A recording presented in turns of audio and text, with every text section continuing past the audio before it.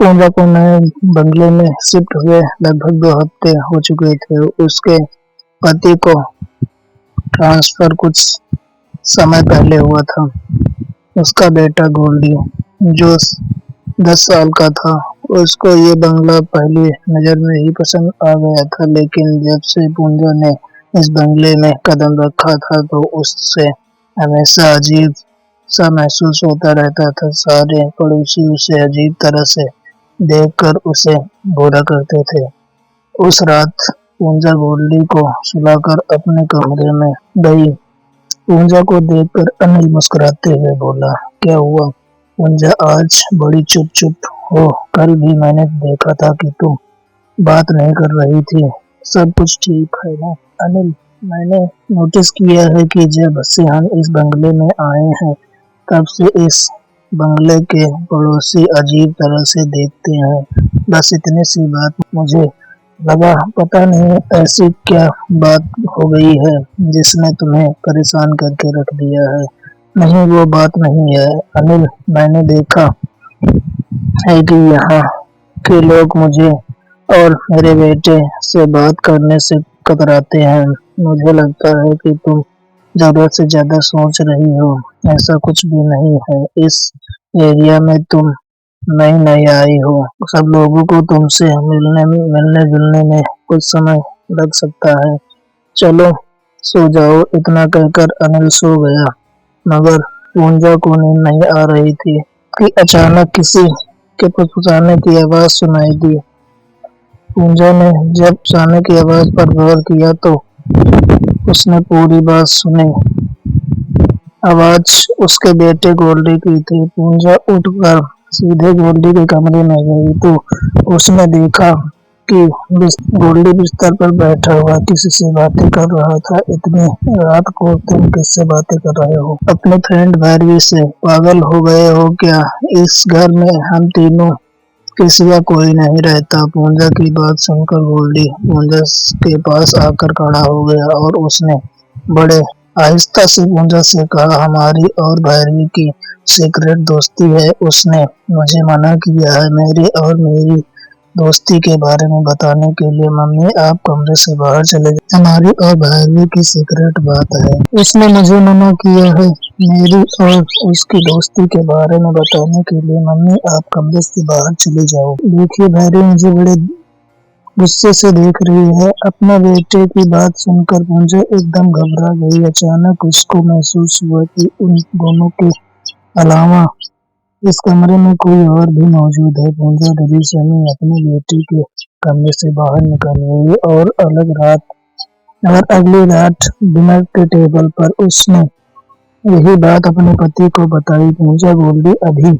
छोटा है। बच्चा अक्सर इस उम्र में ऐसी बातें करते हैं। जब तुम अचानक उसके कमरे में चली जाओगी तो बच्चा कोई ना कोई बहाना तो बनाएगा ही ना। सुनो, आज रात में जरूरी काम से बाहर जा रहा हूँ, सुबह तक वापस आ जाऊंगा। इतना कहकर अनिल बाहर निकल गया।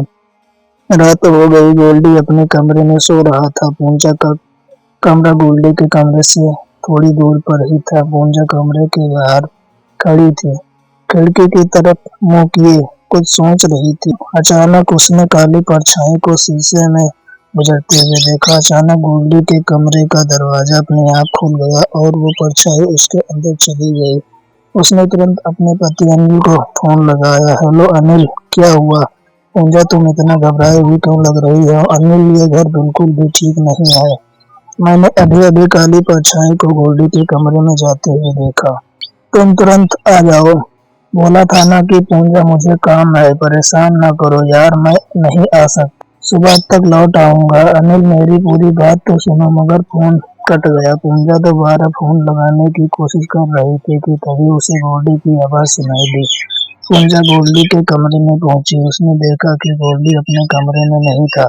पूंजा पागलों की तरह गोल्डी को आवाज लगाने लगी, मगर उस सुनसान बंगले में पूंजा की आवाज लौटकर पूंजा के पास आ जाती थी। तभी उसको गोल्डी की आवाज नीचे बेस से गोल्डी की आवाज आई। गोल्डी गोल्डी। पूंजा बेस में पहुंची, मगर सामने का नजारा देखकर पूंजा को होश उड़ गए। उसने देखा कि बेसमेंट में बहुत से लोग मौजूद थे।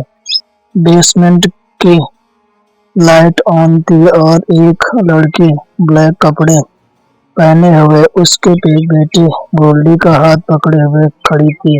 कौन हो तुम और ये सब क्या हो रहा है? मेरा नाम भैरवी, मैं ही तुम्हारे बेटे की दोस्त हूँ। गोल्डी, मेरे बेटे इधर आ जाओ।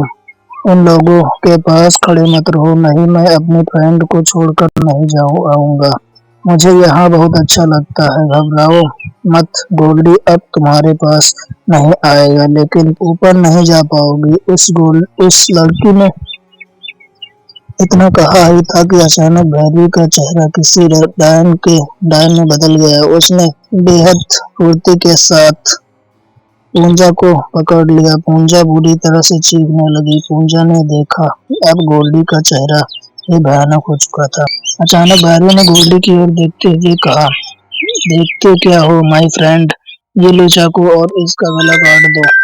हमें तुम्हें और इन सबको इसका खून पीना है। गोल्डी ने बगैर देरी किए वो चाकू अपनी माँ के गर्दन पे चला दिया और खून का फुहारा पूंजा की गर्दन से फूट गया। देखते देखते गोल्डी और सब लोग गायब हो गए। अगली सुबह जब अनिल वापस आया तो उसने अपनी पत्नी और बेटे को वहां पर नहीं पाया।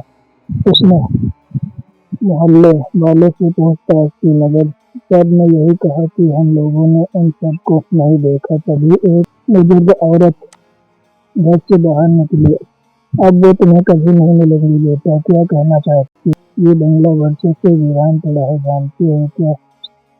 आज से 50 साल पहले यहाँ पर भारी नाम की बहन रहती थी। ये क्या बोल रही हो आप? एक तो मैं वैसे ही परेशान हूँ और आप मुझे दिलासा दिलाने की बजाय और परेशान कर रही हो। मेरी पूरी बात सुन ले बेटा।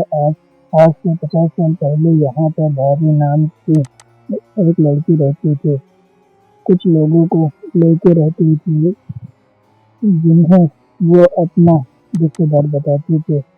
उस वक्त ये एरिया लोगों से भरा हुआ था। भैरवी के आने से यहाँ के बच्चे और जवान गायब होने लगे। मोहल्ले वालों को भैरवी के ऊपर शक हो गया था। किसी को नहीं पता था कि वो कौन थी और कहाँ से आई थी। और एक रात सारे लोग इस बंगले के अंदर घुस गए। उन्हें बेसमेंट के अंदर से किसी के चिल्लाने की आवाज सुनाई दी। वो सब बेसमेंट के अंदर भागते हुए गए। देखा भैरवी अपनी भयानक शक्ल में किसी जिंदा इंसान का खून पी रही थी। उन सब ने वो सब बेसमेंट के अंदर गए और भैरवी और वो सब जलकर राख हो गए। मगर इसके बाद भी लोगों के गायब होने की सिलसिला नहीं थमा।